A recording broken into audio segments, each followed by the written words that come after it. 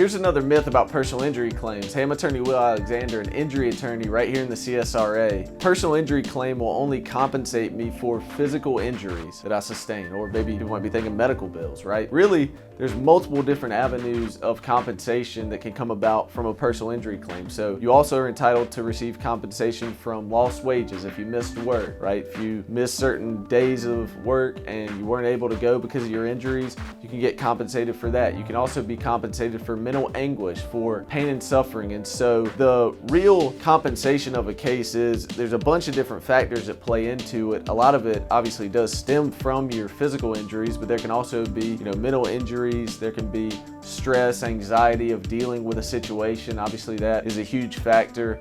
And really, a case has to do with how it impacts your life. And so you can think about a personal injury case, you're entitled to compensation on how it impacts your life, right? If it has to do with you not being able to care for your kids, or for maybe the way that your relationship is with your spouse, that can all play into it, and you're entitled to compensation for all of that. I would consider that more mental anguish, or obviously the lost wages that we discussed. And so there's a lot of different factors that play into it, and that all really culminates or comes together in potentially a settlement for you, or that's the quote value of the case that we look at. So there's a lot of different factors that play into it, to the whole scheme of a case, and so it's important to consider all of those.